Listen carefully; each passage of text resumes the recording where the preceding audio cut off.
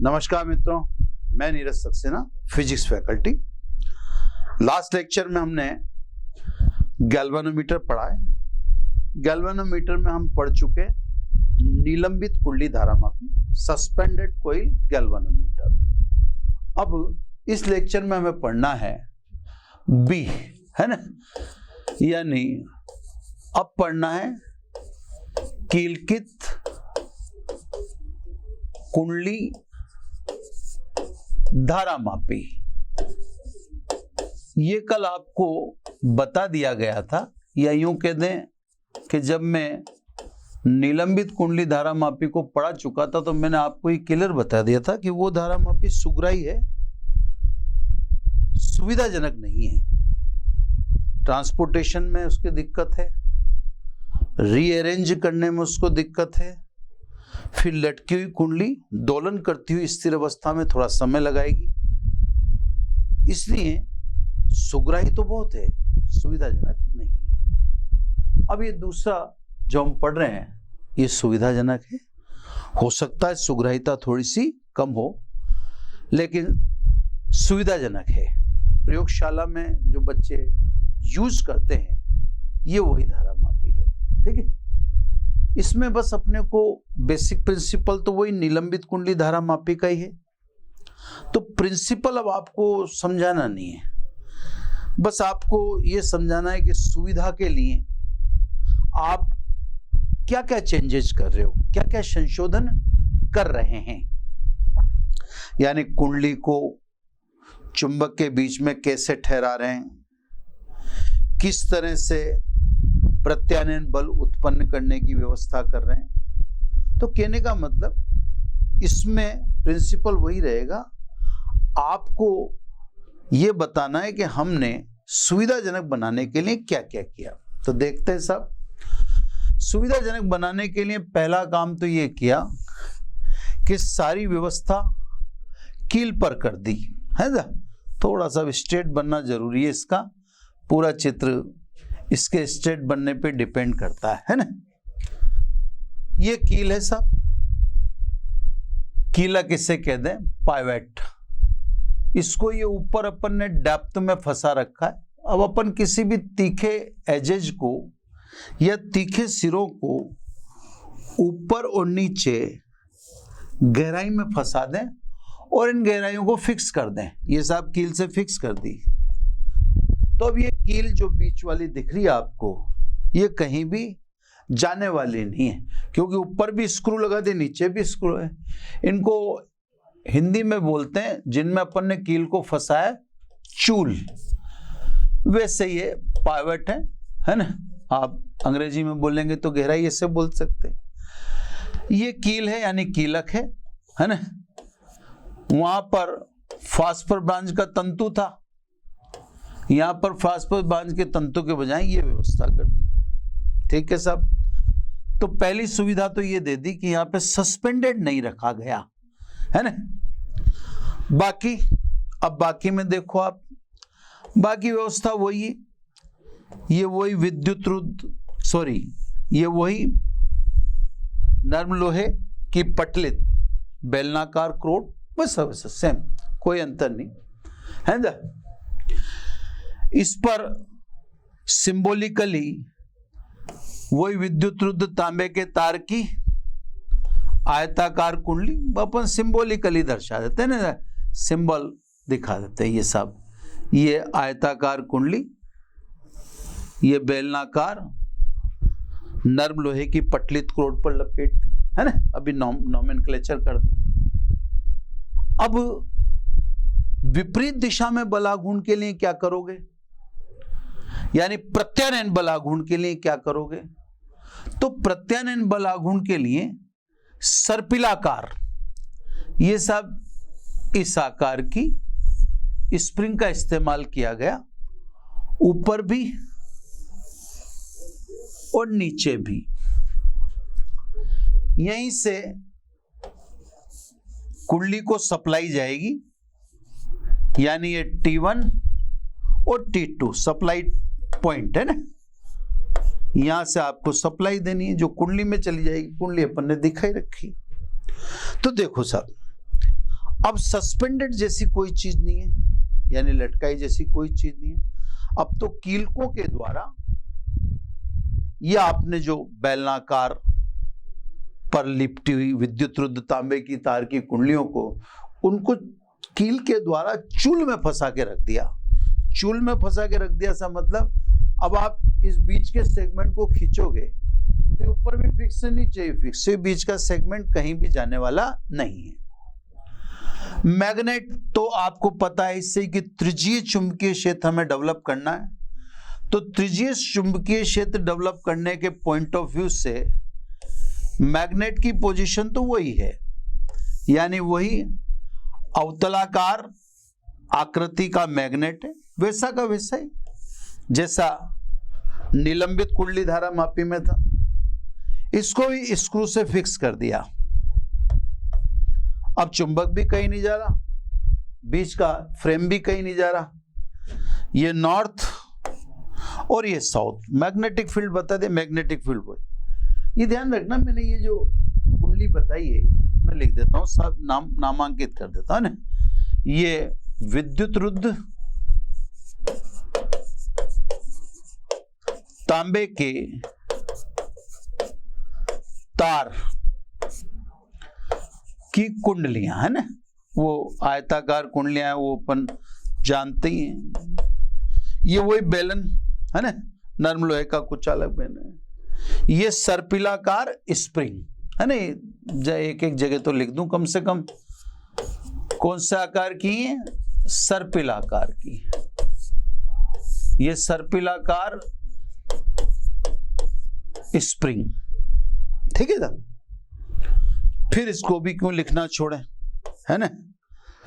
नर्म लोहे की बेलनाकार पटलित क्रोट। पटलित का आगे बताया जाएगा कि पटलित का रखना क्यों जरूरी है। पटलित तो मैंने अभी आपको कल भी समझा दिया था कि पटलित को किसे कहते हैं। अब एक समस्या और बची, हम इसकी कुंडली का विक्षेप कैसे पढ़ें। जैसे निलंबित कुंडली धारा मापी में तो विक्षेप पढ़ने के लिए हमने फास्फर ब्रांच के तंतु पर ऊपर की तरफ वृत्ताकार समतल दर्पण चिपका रखा था, और वो वृत्ताकार समतल दर्पण के द्वारा सामने रखी लैंप स्केल व्यवस्था से हम कुंडली का घूर्णन ज्ञात करते थे। किससे? लैंप स्केल व्यवस्था से, क्योंकि प्रिंसिपल तो I is proportional to phi, कल भी यही था, आज भी यही है। तो कल एक व्यवस्था और थी जो हमें सामने की ओर रखनी पड़ती थी। अब आज ऐसा नहीं करना पड़ेगा। क्यों नहीं करना पड़ेगा साहब? मैं कलर डिफरेंट डिफरेंट लेके दिखाऊंगा आपको ताकि आपको बात समझे। अब आज क्या है, एल्यूमिनियम का संकेतक है लाइट वेट, है ना। ये सब एल्यूमिनियम का संकेतक है ना, मुझे बनावट समझानी नहीं पड़ती क्योंकि मैं सब इसमें ही लिख देता हूं। एल्यूमिनियम का संकेतक, अब वो चलो एक बार उसको मिटा के लिख देता हूं, कोशिश करता हूं कम जगह में उसको लिख दूं मैं ना। एल्यूमिनियम का संकेतक, चलो सब है ना। अब ये एल्यूमिनियम का संकेतक कैसे लग रहा है, पहले आप उसकी व्यवस्था को समझने की कोशिश करें, है ना। ये एल्यूमिनियम का संकेतक, जैसे आप ये देख रहे हैं, ये बेलनाकार देख रहे हैं, तो ये एल्यूमिनियम का संकेतक ऐसे लगा रखा है। ये आपको बिल्कुल स्पष्ट दिखना चाहिए, ये ऐसे लगा रखा। कुंडली घूमेगी, एल्यूमिनियम का संकेतक भी कुंडली के साथ साथ घूमेगा। तो ये मेरा हाथ तो बेलन मान लो आप, जो बीच में रेड कलर का दिखा रखा है, और ये जो पेन है ये एल्यूमिनियम का हल्का संकेतक है। जैसे कुंडली घूमेगी वैसे ही ये पेन भी घूमेगा। क्लियर साहब, है ना। अब ये रीडिंग का लेगा तो पैमाना यूं है, ये दूसरा हाथ है ना, ये पैमाने का काम कर रहा है। अब चित्र क्योंकि 2D चित्र है, 2D चित्र में अज्यूम करवाया जा सकता है, आपको कल्पना करवाई जा सकती है कि पैमाना कैसे। तो पैमाना इस तरह से रखा हुआ है पीछे की तरफ यूं, या आप ऐसे देखो, पैमाना वृत्ताकार है, ये सब वृत्ताकार पैमाना, इस पे 0 1 2 3 यहां स्टॉप पिन लगी हुई है, सो इसके आगे नहीं जा पाएगी। 0 1 2 3 ये 3 के यहां स्टॉप पिन लगा दी। क्लियर? ये सब वृत्ताकार पैमाने पर डायरेक्ट आप रीडिंग पढ़ लेंगे, क्योंकि संकेतक इसी पर आपको रीडिंग पढ़ाएगा। इसका शून्य आपको दिख ही रहा है, मध्य में है, जो एक विशेष चीज है जो धारा की दिशा मापने में सहायक है। ये सभी जो परिवर्तन हैं, पहले परिवर्तन में समझा दूं। इस धारा मापी में कुंडली को लटकाने के बजाय कीलकों के द्वारा चूल में फंसाकर रखा गया है। ये चूल में फंसाकर है ना, ये आपको अब तो, क्योंकि आपने चित्र तो एक बार देख ही लिया, तो मैं ऐसे बॉक्स करके दिखा सकता। ये चूल में फंसाकर रखा गया है ताकि कील कहीं मिले। तो कुंडली को शक्तिशाली चुंबकीय ध्रुवों के मध्य, चुंबकीय ध्रुव भी देखो स्थिर है, इनको भी स्क्रू कर रखा है। अवतलाकार ध्रुवखंडों के बीच कीलक की सहायता से चूल में फंसाकर कुंडली चुंबकीय क्षेत्र में ठहराई गई है, या चुंबकों के बीच ठहराई गई है। अगली बात तो साहब स्टेबिलिटी आ गई। अब कोई चीज वाइब्रेशन, कंपन आदि नहीं करेगी। अब सेकंड बात, प्रत्यानयन बलागुण के लिए क्या किया? प्रत्यानयन बलागुण के लिए बहुत शानदार काम किया। ऊपर और नीचे दोनों जगह सर्पिलाकार स्प्रिंग लगा दी गई, ताकि कुंडली अधिक समय तक दोलन कर ही नहीं सकती। दोलन करने के चांस खत्म कर दी, ऊपर भी और नीचे भी, दोनों तरफ प्रत्यानयन बलागुण की व्यवस्था कर दी। तीसरा पूछेंगे, मान या कुंडली का विक्षेप पढ़ने के लिए क्या किया? क्योंकि प्रिंसिपल तो आप भी जानते हैं, I is proportional to phi है, तो विक्षेप पढ़ के धारा पढ़ी जाएगी। तो सब उसके लिए ये व्यवस्था दिखा दी आपको। संकेतक एल्यूमिनियम का यह वेल्ड कर दिया, जो वृत्ताकार पैमाने पर डायरेक्ट रीडिंग प्रदान करता, पाठ्यांक प्रदान करता है। अब आपको सामने की तरफ कुछ भी रखने की जरूरत नहीं है ना?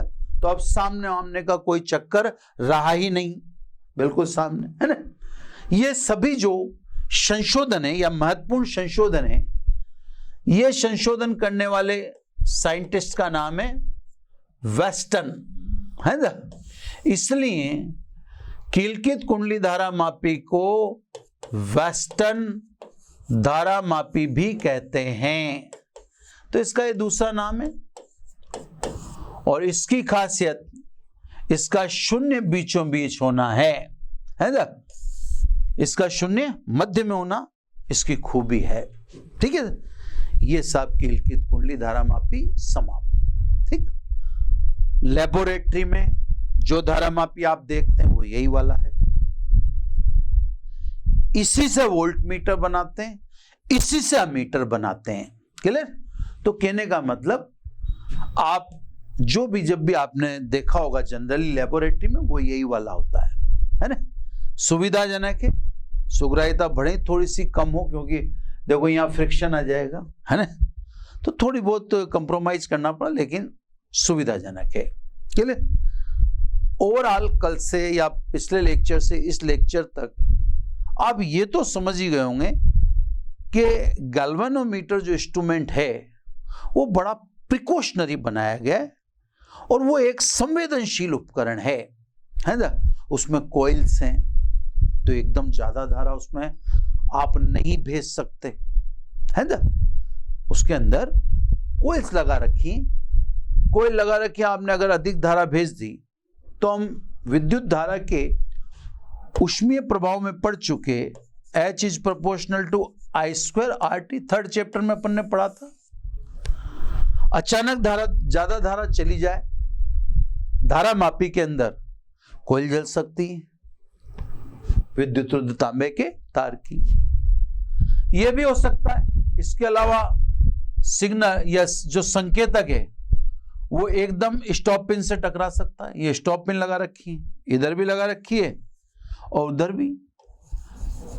संकेतक लाइट वेट होता है स्टॉप पिन से टकराकर टूट भी सकता है।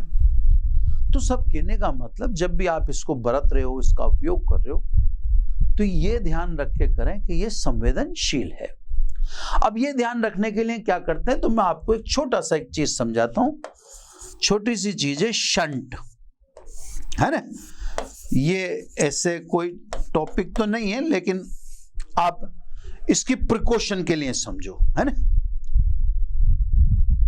अचानक अधिक धारा या आवश्यकता से अधिक धारा बह जाने के कारण कुंडलियों के जलने व संकेतक के स्टॉप पिन से टकराकर टूटने का खतरा गैल्वेनोमीटर में बना रहता है। इन संभावित खतरों से धारामापी को बचाने या सुरक्षित रखने के लिए धारामापी के समांतर क्रम में, ये देखो, ये गैल्वेनोमीटर का सिंबल है ना, इसके समांतर क्रम में अल्प प्रतिरोध का तार या पत्ती जोड़ देते हैं। इस अल्प प्रतिरोध के तार या पत्ती को शंट कहते हैं। तो आपने गैल्वेनोमीटर की तरफ आने वाली धारा को बाईपास दे दिया। देखो मैं आप समझाता हूं, आपने गैल्वेनोमीटर को कैसे प्रोटेक्ट किया। ये धारा आई, अब इसके बाद ये समांतर क्रम आगे, यहां से धारा डिवाइड होगी। एक बार के लिए देखें, ये I1 और ये I2। समांतर क्रम में विभवांतर समान होता है। जब विभवांतर समान होता है तो धारा डायरेक्टली प्रोपोर्शनल टू या inversely proportional to capital R। जिसका प्रतिरोध कम होगा उसमें धारा अधिक होगी। शंट के परिचय में मैंने क्या कहा, अल्प प्रतिरोध का तार या पत्ती। तो स्वाभाविक है इसका प्रतिरोध अल्प है, तो I2 अधिक है किससे, I1 से। तो सब कोई अचानक अधिक धारा किसी स्थान पर प्रवाहित होने वाली है, हो जाती है, तो आप धारामापी को शंट लगाकर रखें। शंट का मतलब अल्प प्रतिरोध का तार या पत्ती लगाकर रखें। अब अधिक धारा किसमें से गुजरेगी, आपने बाईपास दे दिया धारा को, बाईपास दे दिया तो ज्यादा ट्रैफिक किस पे आ गया, ज्यादा ट्रैफिक आ गया शंट पर, ज्यादा धारा आ गई शंट पर, और गैल्वेनोमीटर में प्रवेश करने वाली धारा अल्प रहेगी, गैल्वेनोमीटर प्रोटेक्ट हो गया। तो अगर अपन समझें तो शंट धारामापी को खतरों से बचाने का या धारामापी में प्रवेश करने वाली धारा को नियंत्रित करने का काम करता है। उसके मान को क्या कर देता है, शंट अल्प कर देता है ना। तो ये शंट जब भी आप प्रैक्टिकल लैब में जाओगे तो एक प्रिकॉशन आपको लिखनी पड़ती है लेबोरेटरी के एग्जाम में। अगर गैल्वेनोमीटर है तो आप हमेशा लिख देना धारामापी का उपयोग शंट सहित करना चाहिए। भले ही वहां नहीं करते हो, लेकिन वास्तविकता है कि धारामापी का उपयोग करते समय पैरेलल एक अल्प प्रतिरोध का तार लगाना चाहिए ताकि धारामापी सुरक्षित बना रहे। चलो अब आ जाइए, दो टॉपिक और छोटे छोटे रह गए, है ना। अब अगला टॉपिक आ जाते हैं अपन, अगला टॉपिक ले लेते हैं अमीटर। अमीटर और वोल्ट मीटर दोनों ही गैल्वेनोमीटर से बनाए जाते हैं। ये पहले से ही समझ लें आप, है ना। कैसे बनाएंगे, अब आप पहले 2-3 पैराग्राफ में बात कहते हैं इसको, है ना। एक पैराग्राफ लेते हैं, पहला वाला, वह युक्ति जो परिपथ में प्रवाहित होने वाली धारा का मापन मात्रक एम्पियर में करती है अमीटर कहलाती है, और जो धारा का मापन मिली एम्पियर में करती है उसको मिली अमीटर कहते हैं, है ना। तो कुल मिला के अगर सीधा सीधा देखें तो अमीटर परिपथ में प्रवाहित होने वाली धारा को मापने का काम करता है। ये एक पैराग्राफ हो गया। अब दूसरा पैराग्राफ, पैराग्राफ नंबर 2। क्योंकि अमीटर परिपथ में प्रवाहित होने वाली धारा को मापने का काम करेगा, इसलिए यह जरूरी है कि परिपथ में प्रवाहित संपूर्ण धारा, संपूर्ण है ना, संपूर्ण धारा अमीटर में से गुजरे। और यह तभी संभव है जब अमीटर को परिपथ में श्रेणी क्रम में लगाया जावे। दोबारा सुन ले, परिपथ में प्रवाहित संपूर्ण धारा तभी मापी जा सकती है जबकि संपूर्ण धारा अमीटर में से गुजरे। यही कारण है कि अमीटर को परिपथ में सदैव श्रेणी क्रम में ही लगाते हैं, अमीटर समांतर क्रम में कभी भी नहीं लगाते हैं। यह सदैव श्रेणी क्रम में ही जोड़ा जाता है। सॉरी, है ना। अब आ जाइए सब अगला पैराग्राफ, क्लियर। अब इसे बनाते तो गैल्वेनोमीटर से हैं, ठीक है, लेकिन हम जानते हैं कि अमीटर धारा का मापन करता है तो संपूर्ण धारा अमीटर में से गुजरना जरूरी है, तभी धारा का मापन होगा। लेकिन गैल्वेनोमीटर का तो प्रतिरोध होता है। गैल्वेनोमीटर के प्रतिरोध को जी लिख दूं, कैपिटल जी लिख देता हूं। अब गैल्वेनोमीटर का तो प्रतिरोध होता है, जिसको मैंने लिख दिया आपके सामने, कैपिटल जी से लिख दिया, ठीक है साहब। गैल्वेनोमीटर के इस प्रतिरोध के कारण उसमें से गुजरने वाली धारा की प्रबलता में कमी हो जाएगी, और स्वाभाविक धारा की प्रबलता में कमी होगी तो फिर धारा का मापन कैसे, है ना। आप क्या करें साहब, तो साहब गैल्वेनोमीटर से आप जिस चीज को बनाते हो वहां आपके एक चीज खुद गैल्वेनोमीटर की प्रॉब्लम पड़ने लगी, वो है कि उसका खुद का प्रतिरोध। गैल्वेनोमीटर का प्रतिरोध ठीक ठाक होता है, न बहुत कम होता है न बहुत ज्यादा होता है ना। तो स्वाभाविक रूप से उसका प्रतिरोध है तो वो खुद धारा के मार्ग में अवरोध पैदा करेगा, यानी धारा की प्रबलता में कमी करेगा। तो स्वाभाविक है गैल्वेनोमीटर का प्रतिरोध कम कीजिए। आपको जो प्रतिरोध का श्रेणी क्रम, समांतर क्रम, विद्युत या यूं कहते हैं धारा विद्युत की में पढ़ाया गया था, तो वहां आपसे साफ कहा था समांतर क्रम में तुल्य प्रतिरोध का मान समांतर क्रम में लगे सबसे कम प्रतिरोध वाले मान से भी कम होता है। तो साहब गैल्वेनोमीटर का प्रतिरोध अल्प करने का यही तरीका है कि उसके समांतर क्रम में अल्प प्रतिरोध मतलब शंट जोड़ दें। शंट जोड़ते ही गैल्वेनोमीटर का प्रतिरोध कम हो जाएगा और गैल्वेनोमीटर किस में कन्वर्ट हो जाएगा, अमीटर में। तो साहब इतनी रामायण को वापस में शॉर्ट में बोलता हूं, अभी तो समझा के बोला था मैं, है ना। अमीटर गैल्वेनोमीटर द्वारा तैयार किया जाता है, किंतु गैल्वेनोमीटर के प्रतिरोध के कारण धारा की प्रबलता में कमी होती है। इससे गैल्वेनोमीटर के प्रतिरोध को अल्प करने हेतु गैल्वेनोमीटर के समांतर क्रम में शंट जोड़कर अमीटर तैयार किया जाता है। और एक बात विशेष रूप से याद रखना, जो मैं इसी पैराग्राफ में बोल सकता हूं लेकिन अलग से बोल रहा हूं, आदर्श अमीटर का प्रतिरोध शून्य होना चाहिए। हो तो नहीं सकता, लेकिन आदर्श अमीटर का प्रतिरोध शून्य होगा तो धारा पूरी की पूरी इस युक्ति में से निकलेगी, ठीक है। तो अब अमीटर बनाने के लिए गैल्वेनोमीटर के समांतर क्रम में शंट जोड़ना चाहिए। ये शंट जोड़ दिया। अब स्वाभाविक है ये गैल्वेनोमीटर नहीं रहा, ये किस में रूपांतरित हो गया, ये अमीटर में रूपांतरित हो चुका है ना।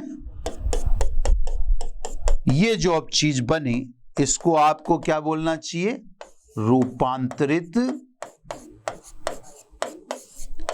अमीटर, है ना साहब। ये मैंने वहां बोला कि गैल्वेनोमीटर के समांतर क्रम में शंट जोड़कर अमीटर तैयार किया, कर लिया।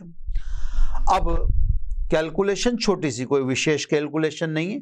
देखो सब, है ना, ये धारा आई, क्लियर, यहां से बाइफर्गेशन होगा।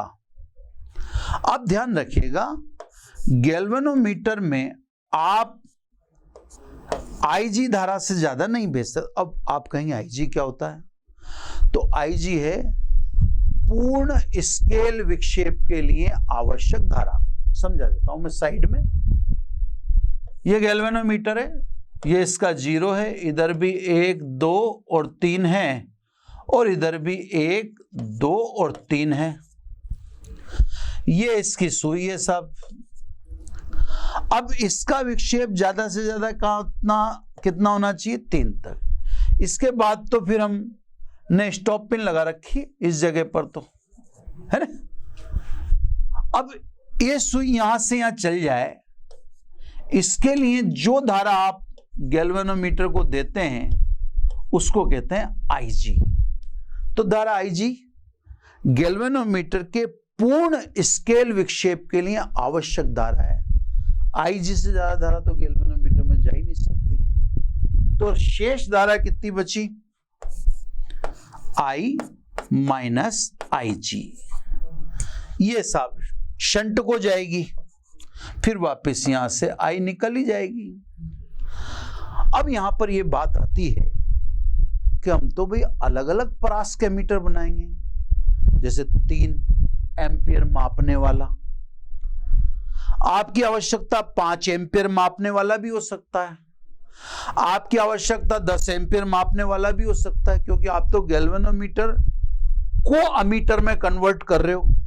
तो जब गैल्वेनोमीटर को अमीटर में कन्वर्ट कर रहे हो तो परास तो रिक्वायरमेंट के हिसाब से होगी। जैसे मान लीजिए ये गैल्वेनोमीटर है, अब मैं आपसे कहूं कि साहब मुझे तो 5 एम्पियर तक की धारा मापने वाला अमीटर बना के दो, तो आपको बनाना पड़ेगा। मैं आपसे कहूं 3 एम्पियर धारा मापने तक का अमीटर बना के दो, तो आपको देना पड़ेगा। इसके लिए आपको किसकी कैलकुलेशन करनी पड़ेगी, इसके लिए आपको कैलकुलेशन करनी पड़ेगी शंट प्रतिरोध की, क्योंकि अलग अलग परास के लिए शंट प्रतिरोध का मान अलग अलग होता है। ठीक है साहब। तो अब अपन शंट प्रतिरोध की, गैल्वेनोमीटर का प्रतिरोध अपन ने मान ही लिया कैपिटल जी। पूर्ण स्केल विक्षेप को मैंने समझा ही दिया, उसके लिए धारा आई जी, है ना। आई परास, अब आई परास का मतलब 5 एम्पियर, 10 एम्पियर, 25 एम्पियर, वो आप जैसा सवाल बोलेगा वैसा ही करेंगे। तो साहब कैपिटल आई परास वाले अमीटर में धारा मापी को चेंज करने के लिए आवश्यक शंट प्रतिरोध एस है। तो समांतर क्रम में सब, तो सब समांतर क्रम में, समांतर क्रम में देख लो, आपको एस कैलकुलेट करना है ना। तो सब समांतर क्रम में विभवांतर समान होता है आई minus I G into S, और ऊपर गैल्वेनोमीटर आई जी मान ही रखा है आपने, आई जी इंटू जी, देख लो आप। इसलिए शंट प्रतिरोध S is equal to I G upon I minus I G into G. ये लो साहब। अब आप जब न्यूमेरिकल करोगे तो आपको आई जी दिया जाएगा, पूर्ण स्केल विक्षेप के लिए आवश्यक धारा, गैल्वेनोमीटर का प्रतिरोध दिया जाएगा, और किस परास का अमीटर आपको बनाना है वो परास बताई जाएगी। ये सब दिए जाएंगे। फिर इन सब का यूज करके आप एस यानी शंट कैलकुलेट कर लेना, है ना, और शंट कैलकुलेट करके गैल्वेनोमीटर के समांतर क्रम में लगा देना। आपने अगर 5 एम्पियर परास के लिए बनाया है तो स्वाभाविक है यहां पर उतना प्रतिरोध जोड़ देना। ये 5 एम्पियर परास का आपने कैलकुलेशन 10 एम्पियर परास के लिए किए तो एस अलग अलग आएगा, उसके लिए जोड़ देना 10 एम्पियर परास। अगली बात, क्या शंट जोड़ने से गैल्वेनोमीटर का प्रतिरोध कम हुआ? तो देख लेते हैं। तो सब अमीटर का प्रतिरोध है ना, अमीटर बन गया ना अब तो ये, तो अमीटर का प्रतिरोध देखा कम हुआ क्या, देखते हैं ना। प्रतिरोध, अमीटर के प्रतिरोध को 1/Ra लिख दें। कौन कौन समांतर क्रम में? शंट और गैल्वेनोमीटर, ये दोनों समांतर क्रम में है। तो 1/Ra is equal to GS G+S, है ना, यानी RA is equal to S/G+S into G। अब आप खुद देख लें, RA much less than G। भाई ये जो ऐसे नहीं कह रहा हवा में, मैं आपको समझा देता हूं थोड़ा सा। ये जो फैक्टर है ये एक से बहुत कम है, क्योंकि S में किसका भाग दे रहा हो? G+S, तो ये लेस देन 1 है और ये लेस देन 1 है, तो स्वाभाविक अमीटर का प्रतिरोध गैल्वेनोमीटर से कम हो गया। तो इसीलिए हम समांतर क्रम में क्या जोड़ते हैं? शंट। ये हो गया साहब आपका अमीटर कंप्लीट, है ना। अब लास्ट टॉपिक है ना, लास्ट में आ जाइए आप, वोल्ट मीटर।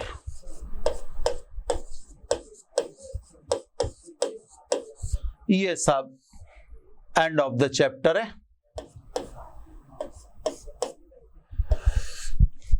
किसे कहते हैं सब? पैराग्राफ्स में बात कर लें इसमें भी। पहला, वह युक्ति जो दो बिंदुओं के मध्य विभव के अंतर का मापन मात्रक वोल्ट में करती है, वोल्ट मीटर कहलाती है। मिली वोल्ट में विभवांतर को मापने वाली युक्ति को मिली वोल्ट मीटर कहते हैं। क्लियर है ना। तो सब ये पहला पैराग्राफ हो गया। सेकंड पैराग्राफ, जिस युक्ति की हम बात कर रहे हैं मतलब वोल्ट मीटर की, वह विभव के अंतर का मापन करती है। विभव के अंतर का मापन करती है, तो यह ध्यान रखें कि वोल्ट मीटर सदैव उन बिंदुओं के समांतर उपयोग में लें जिनके मध्य विभव का अंतर ज्ञात करना हो। यानी जैसे मान लीजिए ये रेजिस्टेंस, सपोज आपको A और B के बीच में विभव का अंतर ज्ञात करना है, तो आप प्रतिरोध के समांतर क्रम में वोल्ट मीटर का इस्तेमाल करें। ये देखो, वोल्ट मीटर का इस्तेमाल उस या उन बिंदुओं के समांतर करना चाहिए जिनके मध्य विभवांतर का मापन करना हो। आप सीधे सीधे ऐसे याद रख लें, वोल्ट मीटर सदैव परिपथ में समांतर क्रम में ही काम में लेते हैं। आप ऐसे याद रख लें, आपको उससे सारा काम हो जाएगा वो भी, ठीक है। अगला पैराग्राफ ये है कि बनाते इसे भी गैल्वेनोमीटर से ही हैं। क्लियर। अब हम विभव मापी तो पढ़ ही चुके हैं धारा विद्युत की, मैं थोड़ा सा उसको याद करो, मैं 2 मिनट उसका थोड़ा सा वर्णन कर देता हूं।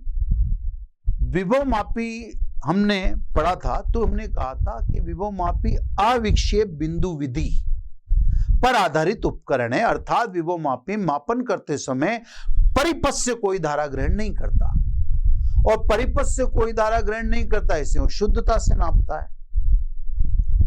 वोल्ट मीटर परिपथ से धारा ग्रहण कर लेता है,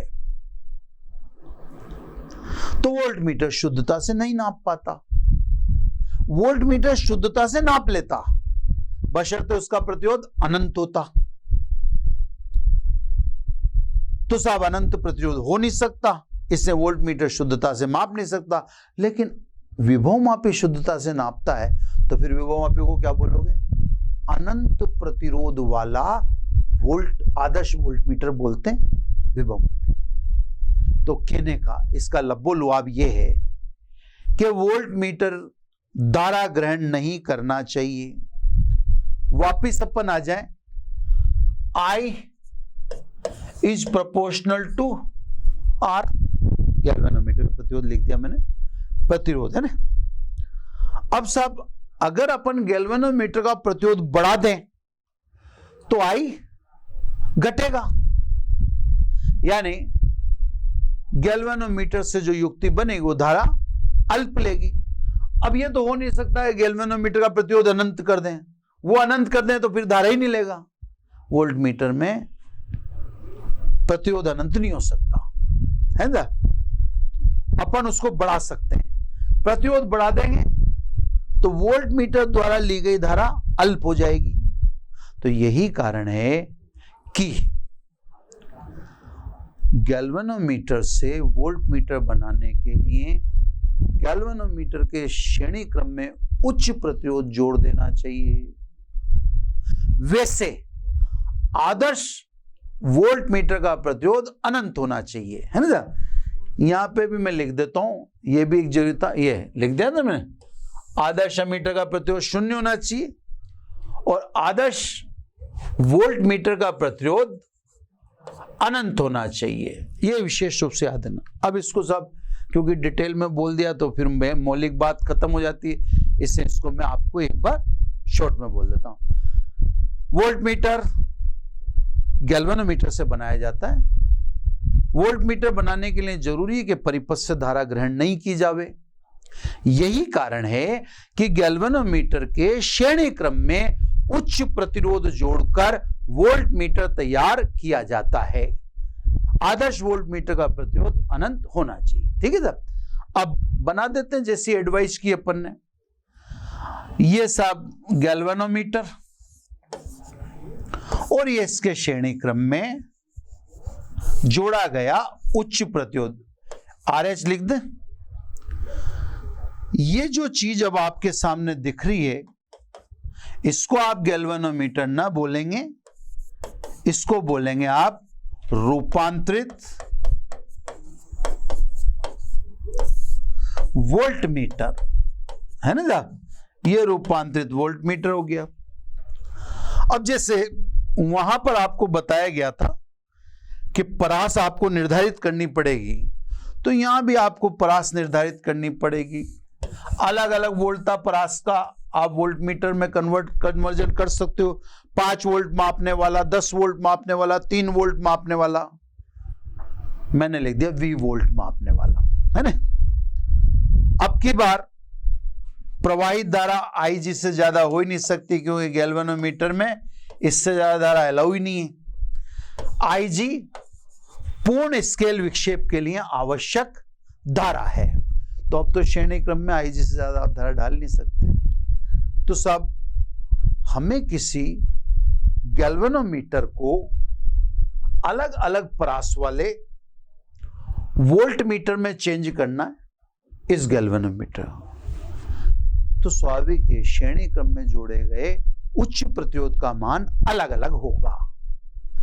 तो आपसे कोई भी परास बोले, जैसे मैंने बोल रखा है V परास, है ना, V परास का वोल्टमीटर, तो आप किसकी कैलकुलेशन करके बताओगे मेरे को? RH की, यानी उच्च प्रतिरोध की। ठीक है, तो साहब इसकी कैलकुलेशन करके बता दें। V परास से IG पूर्ण स्केल विक्षेप के लिए आवश्यक धारा, G गैल्वेनोमीटर का प्रतिरोध है।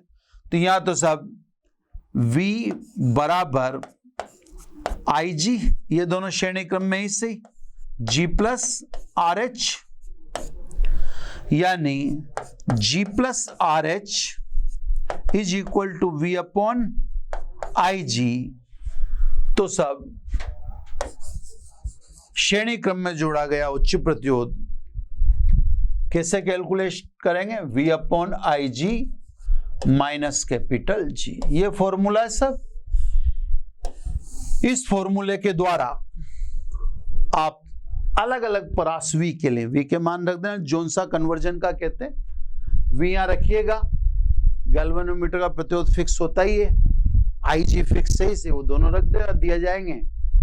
RH कैलकुलेट कर लेना अलग अलग परास के लिए, यानी अलग अलग V के लिए RH की वैल्यू अलग अलग होगी, उसको गैल्वेनोमीटर के श्रेणी क्रम में जोड़ देना। गैल्वेनोमीटर किसमें कन्वर्ट हो जाएगा? वोल्टमीटर में। वोल्टमीटर का प्रतिरोध देख लें सब। वोल्टमीटर का प्रतिरोध तो आप देख लो तो साफ ही दिख रहा है, G प्लस RH दोनों श्रेणी क्रम में। RH तो बहुत ज्यादा है इससे, तो इसका मतलब ये तो क्लियर है कि वोल्ट मीटर का प्रतिरोध गैल्वेनोमीटर की तुलना में तो अधिक है, इससे वो तो दिखेगा, क्योंकि RH बहुत ज्यादा है तो स्वाभाविक है RV से तो ज्यादा होगा ही, क्योंकि वो तो इन दोनों के योग के बराबर है। ये साहब वोल्ट मीटर और अमीटर दोनों खत्म। एक बस छोटे से मैं आपको कंपैरिजन करके बता देता हूं, इधर अमीटर और इधर वोल्ट मीटर ने एक झटके में खटाखट, ताकि आपको दोनों सामने देख के याद हो जाए। नंबर 1, ये धारा का मापन मात्रक एम्पियर में करता है, ये विभवांतर का मापन मात्रक वोल्ट में करता है। इसका उपयोग सदैव श्रेणी क्रम में करते हैं, इसका उपयोग सदैव समांतर क्रम में करते हैं। इसे बनाने के लिए गैल्वेनोमीटर के समांतर क्रम में शंट जोड़ा जाता है। इसे बनाने के लिए गैल्वेनोमीटर के श्रेणी क्रम में उच्च प्रतिरोध RH जोड़ा जाता है। लास्ट, आदर्श अमीटर का प्रतिरोध 0 होना चाहिए, आदर्श वोल्ट मीटर का प्रतिरोध अनंत होना चाहिए। सारे अंतर आएंगे, टोटल होगी। ये सब आपका गतिमान आवेश एवं चुंबकत्व या विद्युत धारा के चुंबकीय प्रभाव का चैप्टर खत्म है। अब अपन एनसीईआरटी के कुछ न्यूमेरिकल लेते हैं, देख लेते हैं। अगर इस लेक्चर में ही अगर क्लोज हो जाता है तो ठीक है, नहीं तो देखेंगे, कोशिश करेंगे एक और लेक्चर लेने की, है ना। अभी तो अपन ने जो लिया वो ये है ही सही, और अगर मान लीजिए अपने को लगता है कि आगे अपने को लेक्चर लेना पड़ेगा तो देखते हैं। तो अभी इस लेक्चर में अपन कुछ न्यूमेरिकल निकालने की कोशिश करते हैं, है ना। छोटे छोटे हैं, वैसे कोई खास न्यूमेरिकल ऐसे नहीं है कि किसी प्रकार की कोई दिक्कत हो, है ना। तो मैं डायरेक्ट देख के करवा देता हूं आपको।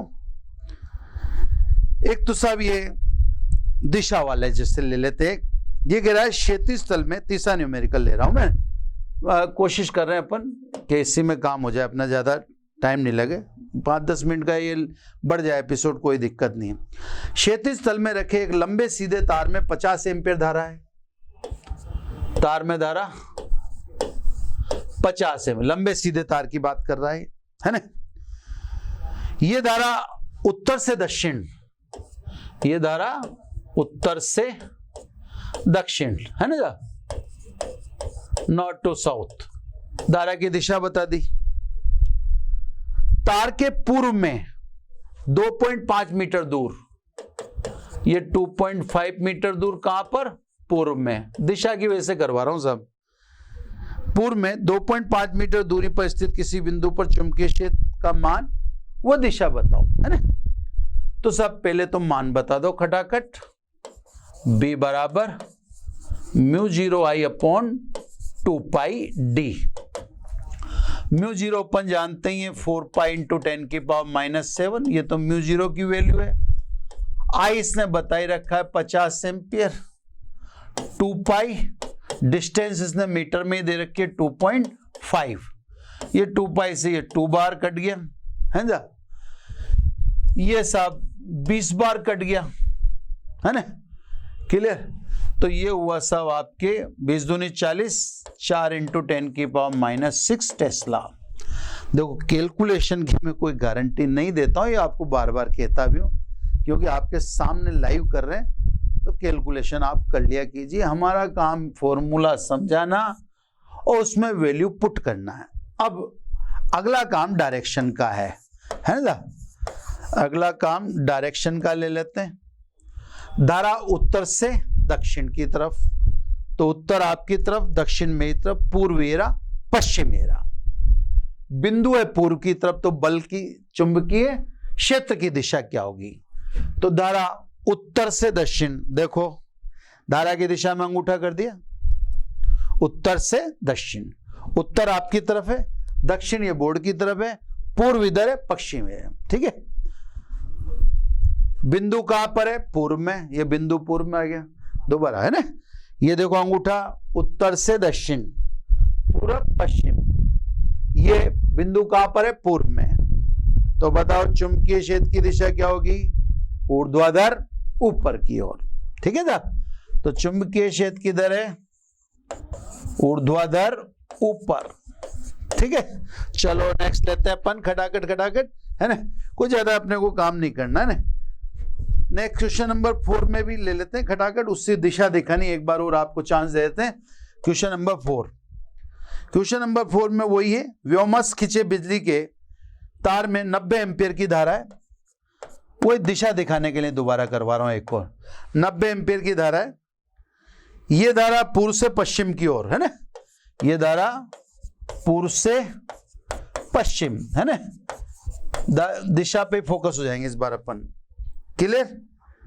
अब ये कहता है तार के 1.5 नीचे कितनी दूरी पर? 1.5 मीटर दूरी पर नीचे की ओर, ठीक है साहब। अब इसका भी आंसर निकाल लेते हैं अपन नीचे की ओर का।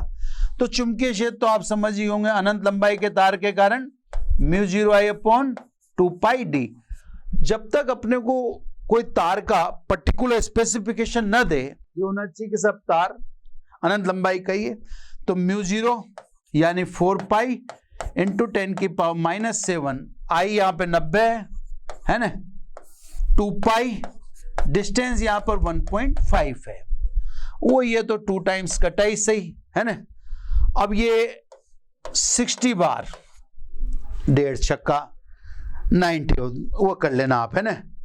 6 दूनी 12 120, 120 की 2 जीरो उधर सरका दूंगा मैं, 2 जीरो उधर सरका दूंगा तो ये 10⁻⁻5 टेस्ला, ये तो आ गया। अब दिशा बतानी है, पूर्व से पश्चिम, उत्तर दक्षिण पूर्व पश्चिम है ना।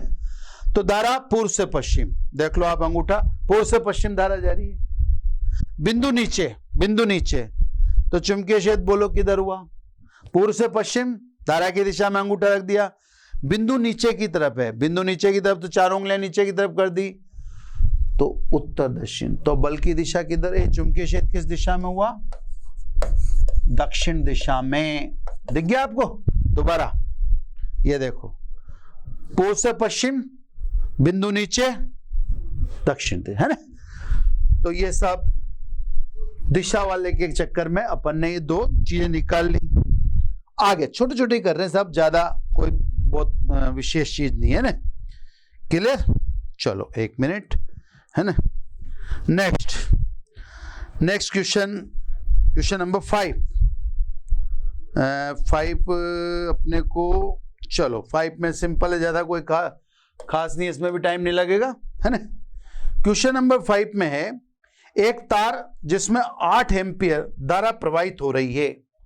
तार में प्रवाहित धारा इसने बोल दी 8 एम्पियर धारा, क्लियर।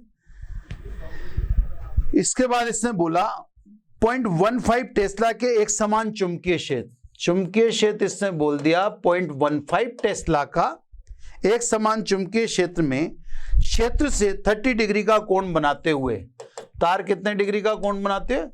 30 डिग्री का कोण बनाते हुए रखा है। इस तार की एकांक लंबाई में बल का मान बताओ, है ना। तो साहब तार में धारा प्रवाहित है, कौन से चुंबकीय क्षेत्र में रखा है? 0.15 टेस्ला के चुंबकीय क्षेत्र में कितने डिग्री पर रखा है? 30 डिग्री। इस तार की इकाई लंबाई पर बल पूछ रहा है, तो F = ILB sin 30 है ना, थीटा की जगह 30 रख दिया। धारावाही चालक पर बल का फॉर्मूला यही है ना। अब ये तो L लंबाई पर बल है, इसलिए इसने क्या पूछा है अपन से? इसने पूछा है एकांक लंबाई पर बल, इससे एकांक लंबाई पर बल, तो L लंबाई पर तो F, तो एकांक लंबाई पर कितना हुआ? F/L, कितना? IB। sin 30 का मान अपन रख ही देंगे, sin 30 = 1/2 है ना। तो सब I का मान 8 एम्पियर और ये 0.15 और ये 1/2, 2 से ये कट जाता है 4 टाइम्स है ना, 15 चौक 60, तो कितना हुआ सब? 0.6 न्यूटन प्रति मीटर। दोबारा समझ लें, तार में धारा इतनी, चुंबकीय क्षेत्र इतना, चुंबकीय क्षेत्र से कोण 30 डिग्री, तो साहब धारावाही चालक पर चुंबकीय क्षेत्र में बल इतना।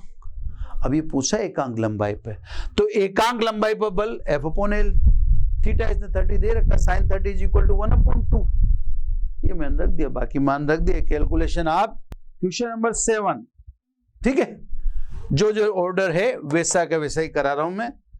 7 में एक दूसरे से 4 सेंटीमीटर की दूरी पर रखे दो लंबे तार, एक दूसरे से 4 सेंटीमीटर दूरी पर रखें साहब, ये 4 सेंटीमीटर दूरी पर दो तार रखें, है ना, दोनों समांतर हैं, अनंत लंबाई के बोल रहा है, एक तार ए है एक तार बी है, ये सब बना देते हैं अपन तो, ताकि कोई दिक्कत नहीं हो। ये दोनों के बीच की दूरी बताई दी 4 सेंटीमीटर, ठीक है।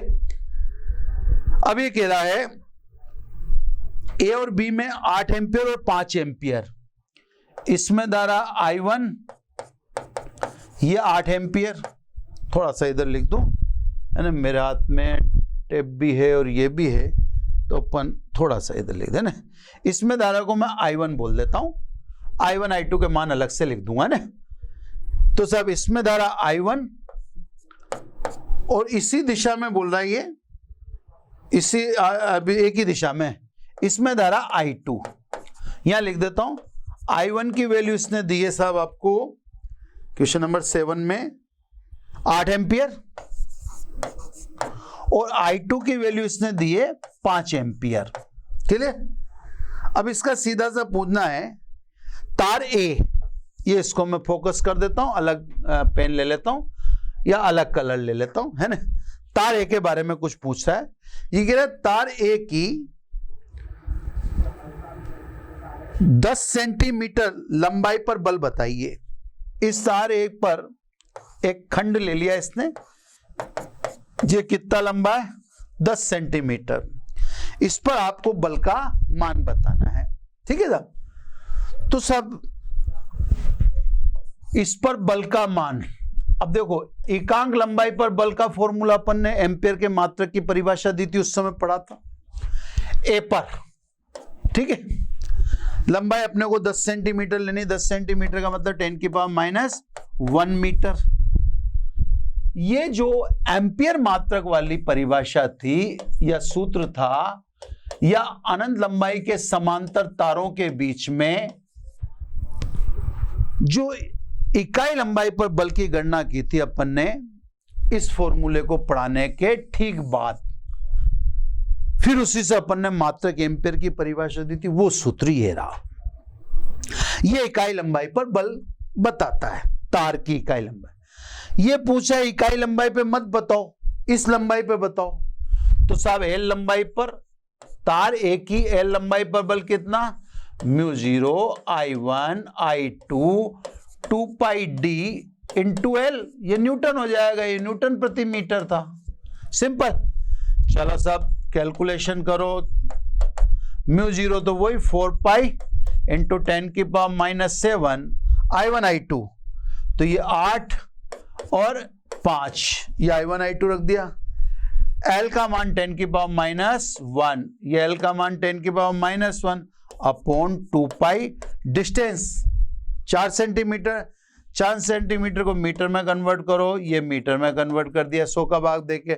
अब देखो 4π तो ऐसा कैसा मैं काट देता हूं, अलग कलर ले लेता हूं, है ना, ये अलग कलर लेके 4π तो मैंने ऐसा कैसा काट दिया, ये 2 बचता है, इससे 4 बार काट देता हूं। अब कितना बचा साहब, ध्यान से देखते हैं, पावर तो बाद में देख लेंगे, संख्या नीचे से तो सारी कट चुकी, 4 5 20, 20 का मतलब 2 ले लें, 1 0 छोड़ी, ये 1 0 इसमें डाल दी, खत्म। तो 4 5 20, 20 की 1 0 खत्म, 2 बचा। अब ये 10⁻⁻7 यहां बचा और -2 यहां बचा, इसमें से काटो तो ये आएगा इतना न्यूटन, है ना। कैलकुलेशन अगेन आपके ऊपर छोड़ रहा हूं मैं, बेहतर मेरी ख्याल से मैंने कर दी है कि 4 5 20, 20 की 0 खत्म कर ली, 4 2 लिख दिया, बाकी से, है ना। मेरे हिसाब से मैंने कैलकुलेशन को कहीं कंप्रोमाइज नहीं किया, है ना, फिर भी वो अब आपको देखना है, ठीक है। अब क्वेश्चन नंबर 8, ये एक परिनालिका का ले लेते हैं सब, क्वेश्चन नंबर 8, ठीक है।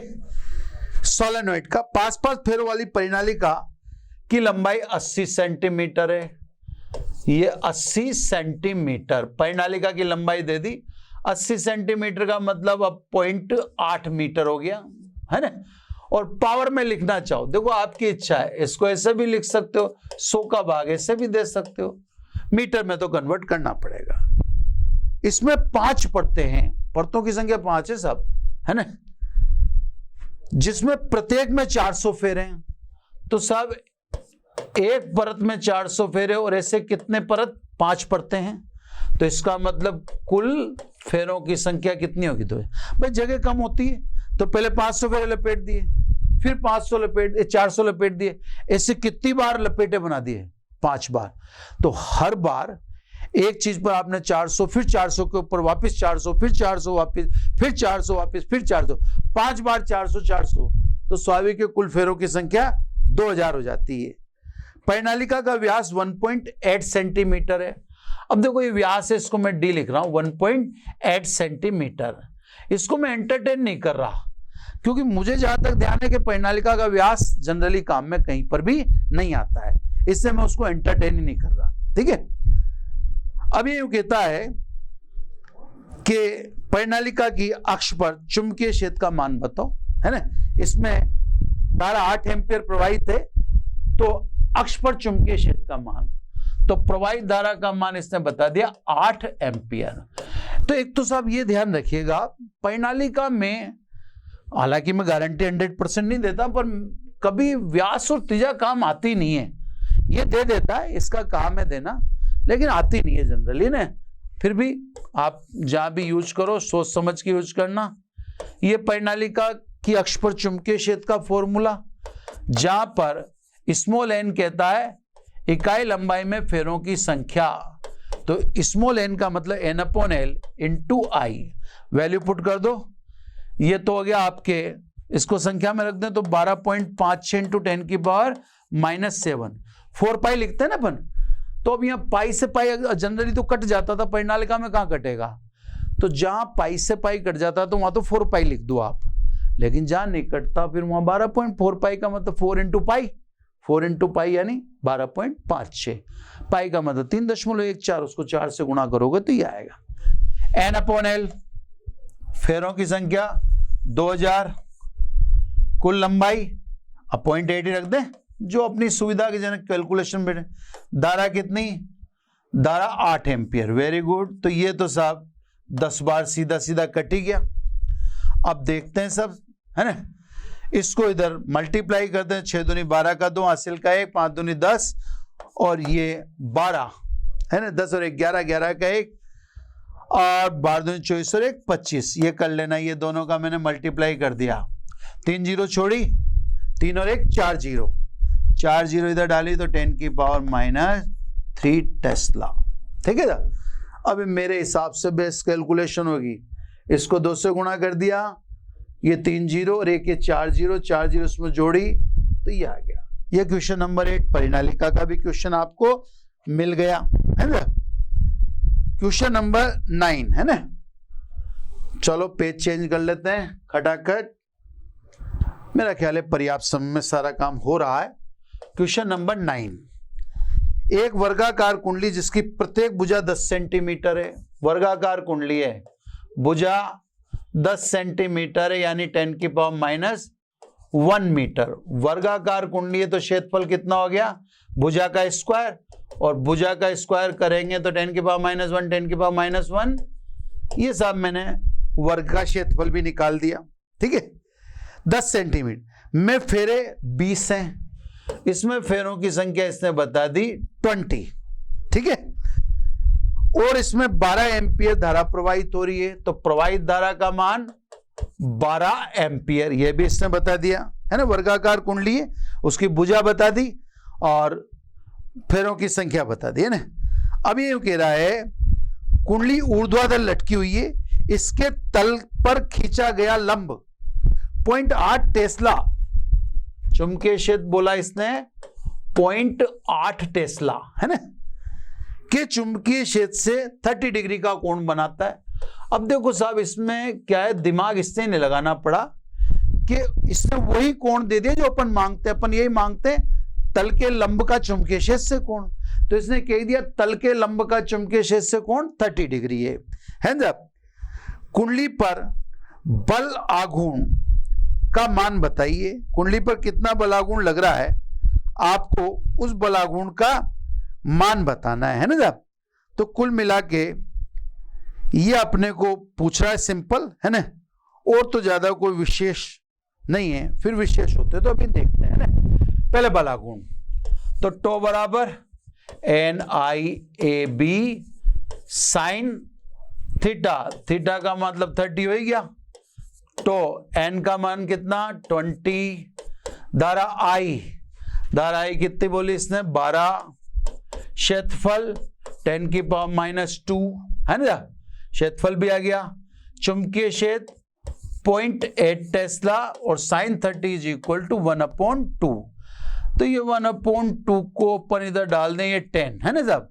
तो टो बराबर, अब देखो सिंपल, देखो ये 10 इसमें चला गया, ठीक है, या यूं कहते हैं इस 8 को 12 टे छिन्न में 96, ये मैंने 8 में डाल दिया 10 और इंटू 10 की पावर -2 यानी 0.96 न्यूटन इंटू मीटर। ये सब ये क्वेश्चन हो गए। अब दो छोटे छोटे क्वेश्चन, गैल्वेनोमीटर को वोल्टमीटर में कन्वर्ट करना और गैल्वेनोमीटर को अमीटर में कन्वर्ट करना, ये सब अतिरिक्त अभ्यास में, लेकिन क्वेश्चन डाल देते हैं अपन। 27वां क्वेश्चन है, किसी गैल्वेनोमीटर की कुंडली का प्रतिरोध 12 ओम है। ये गैल्वेनोमीटर की कुंडली का प्रतिरोध 12 ओम है, बता दिया साहब इसने। 4 मिली एम्पियर की विद्युत धारा प्रवाहित होने पर यह पूर्ण स्केल विक्षेप दर्शाती है, यानी पूर्ण स्केल विक्षेप के लिए आवश्यक धारा 4 मिली एम्पियर है। 4 मिली एम्पियर का मतलब 4 × 10 की पावर -3 एम्पियर। पेन चेंज कर लूं, मेरे को पेन चेंज करने बिना मजा नहीं आता है ना, ठीक है। अब ये यूं कह रहा है कि इस गैल्वेनोमीटर को 0 से 18 वोल्ट परास के वोल्ट मीटर में कैसे बदलेंगे। तो साहब गैल्वेनोमीटर का प्रतिरोध दे दिया 12 ओम, पूर्ण स्केल विक्षेप के लिए धारा दे दी, परास बता दी। स्वाभाविक है गैल्वेनोमीटर को वोल्ट मीटर में चेंज करने के लिए श्रेणी क्रम में उच्च प्रतिरोध जोड़ें। उस उच्च प्रतिरोध की कैलकुलेशन के लिए फॉर्मूला क्या है, R हाई बराबर V/IG minus capital G। V का मान कितना दिया इसने 18, ये परास है। IG कितनी 4 × 10 की पावर -3। गैल्वेनोमीटर का प्रतिरोध कितना 12 है ना। इस सवाल को मैं यहां ले जाता हूं इधर की तरफ है ना, ये एक लाइन मिटा देता हूं, एक लाइन ठीक है, दो लाइन ठीक। ये सवाल को साहब यहां से उठा के वहां ले जा रहा हूं। तो 18, अब देखो 4 चौको 16 तो हो गया, 4 बार तो कट ही गया है ना, 2 बचता है, 2 का 20 तो 4 पंजे 20, 4.5 बार कट गया ये है ना, यानी 4.5 से आप 4.5 को 4 से गुणा करोगे तो 18 आ जाएगा। ये 10 की पावर -3 ऊपर जाएगी तो कितना हो गया, ऊपर जाएगी तो ये RH इज इक्वल टू है ना 1000, तो 45 को मैं 1000 से गुणा करूंगा तो कितना हो जाएगा 4500 -12। एक बार और चेक कर लो, V/IG 18 वोल्ट परास कह रहा है, ये 18 वोल्ट परास, IG इसने दे दी मिली एम्पियर, 4.5 बार कटाई है।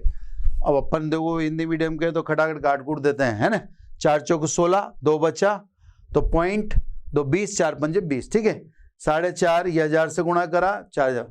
अब श्रेणी क्रम में कितना प्रतिरोध जोड़ना पड़ेगा, 4488 ओम है ना, इसमें 12 जोड़ते 4500 है।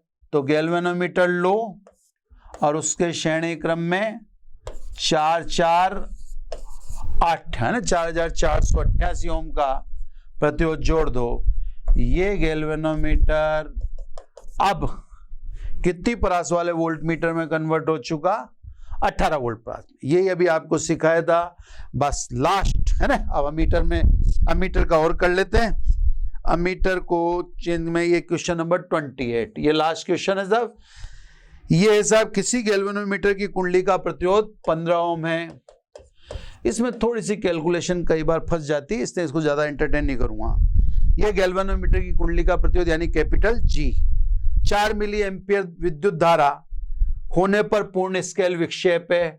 तो पूर्ण स्केल विक्षेप के लिए 4 मिली एम्पियर मतलब मिली यानी 10⁻³ एम्पियर। ये हो गया काम।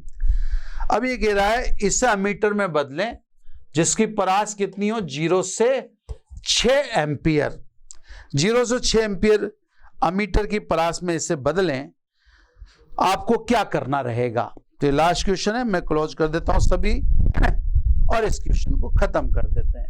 ठीक है, तो सब अब आपको जब वोल्ट मीटर बनाना है तो श्रेणी क्रम में उच्च प्रतिरोध जोड़ना है, और जब आपको अमीटर बनाना है तो समांतर क्रम में शंट जोड़ना है। ये सब शंट और इनकी कैलकुलेशन का फॉर्मूला बता ही रखा था मैंने, मैं आपको बस एक बार जस्ट दिखा रहा हूं। ये तो अभी मैंने यूज किया ही सही, और एक मैंने अमीटर बनाने के लिए ये शंट प्रतिरोध का ये S = I-Ig तो ये मैंने आपको बता दिया। अब आपको शंट की कैलकुलेशन करनी है, एक बार बस दिखाना था मेरे को रूबरू करने के लिए। ये सब शंट प्रतिरोध कैलकुलेट करके दिखा देता हूं मैं आपको, है ना। फिर आपको कैसे बनाना है वो आप देखें। तो सब क्योंकि S =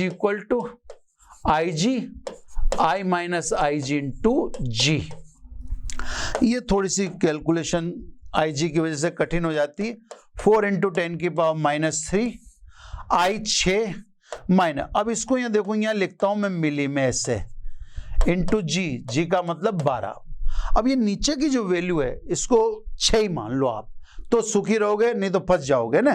तो S 4 × 10⁻³ अब इसको अपन अप्रोक्सीमेट मान लें, इसको 6 ही मान लेता हूं क्योंकि 6 में से 0.004 घटाओगे तो आप क्या बचेगा, आपका 5.996। अब 5.996 के चक्कर में कैलकुलेशन बिगड़ जाती है फिर, इंटू 15 है ना। तो सब अब यूं देखो आप 2/3 ये तो हो गया सब, 3 पंजे 15, 5 दूनी 10। तो S बराबर कितना है 10, इसमें जोड़ा तो 10⁻² दिख रहा है मेरे को। तो एक बार और कर लेता हूं मैं, 4 × 10⁻Ig इंटू G। तो Ig की वैल्यू रखी थी, I-Ig तो मैंने आपसे कह दिया, इसको तो मैं नेग्लिजिबल करके इसको 6 ही मान रहा हूं। तो ये 2 बार और ये 2 से 3 बार है ना, 2 से दोनों को काटा, 3 से 5 बार, 5 दूनी 10, 10⁻², यानी शंट प्रतिरोध कितना हो 0.01 ओम। अब आप गैल्वेनोमीटर लो, उसके समांतर क्रम में कितना प्रतिरोध जोड़ो, 0.01 ओम का प्रतिरोध जोड़ो। अब ये गैल्वेनोमीटर नहीं रहा, बल्कि ये किस परास को मापने वाला अमीटर बन गया, 6 एम्पियर परास को मापने वाला अमीटर है। तो बच्चों, विद न्यूमेरिकल गतिमान आवेश एवं चुंबकत्व यानी विद्युत धारा का चुंबकीय प्रभाव वाला ये चैप्टर क्लोज होता है। नेक्स्ट लेक्चर में चुंबकत्व यानी अगले चैप्टर की बात की जाएगी, है ना। ये चीज यहां से हटा देता हूं, 0.5569 वाली जो भी है ना, ताकि कोई कंफ्यूजन आपको नहीं हो। ठीक है, तो बस आज इतना ही, बाकी अगले दिन, है ना। इसको कंप्लीट देख लीजिए आप, सब स्क्रीन पे आपको मिल जाएगा। Thank you very much. आशा करता हूं हमारे टॉप एजुकेटर का यह लेक्चर आपको पसंद आया होगा। अगर पसंद आया है तो वीडियो को लाइक करिए, चैनल को सब्सक्राइब करिए और शेयर भी करिए, क्योंकि ज्ञान बांटने से बढ़ता है और सही बताऊं तो पुण्य भी मिलता है। मुझे सुनने के लिए बहुत बहुत धन्यवाद। Thank you.